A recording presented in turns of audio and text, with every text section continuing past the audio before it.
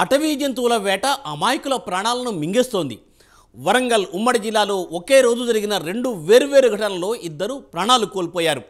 ఓ చోట Greyhounds constable బలిపీఠమెక్కగా మరో చోట యువ రైతు వేటగాళ్లు అమర్చిన విద్యుత్ తీగలు తగిలి ప్రాణాలను కోల్పోయాడు. ఆ రెండు కుటుంబాల్లో జీవితాంతమంతా తీరని విషాదం అలుముకుంది.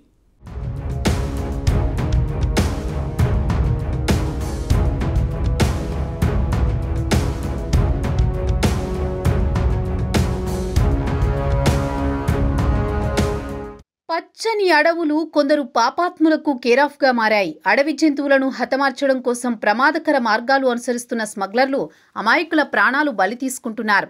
తాజాగా వరంగల్ ఉమ్మడి జిల్లాలో జరిగిన రెండు వేరువేరు ఘటనల్లో విద్యుత్ తీగలు తగిలి ఇద్దరు బలయ్యారు. జయశంకర్ భూపాలపల్లి జిల్లా కాటారం మండలం నస్తూర్పల్లి అటవీ ప్రాంతంలో గ్రేహౌండ్స్ కానిస్టేబుల్ బలయ్యాడు.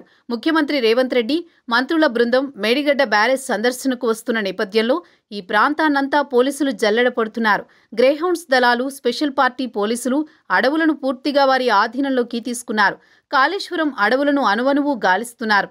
ఈ క్రమంలోనే ఊహించని విషాద సంఘటన చోటు చేసుకుంది.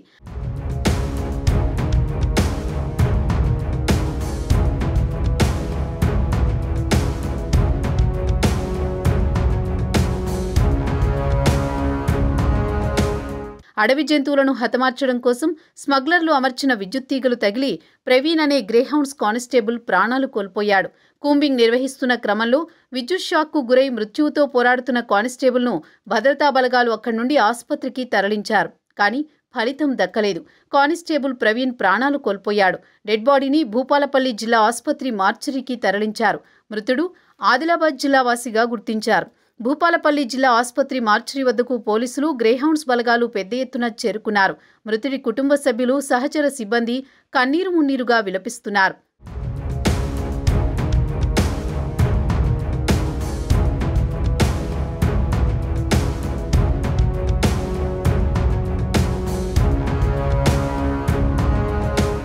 ఈ ఘటన కలవరపెడుతుంటే ములుగు జిల్లాలో మరో సంఘటన జరిగింది.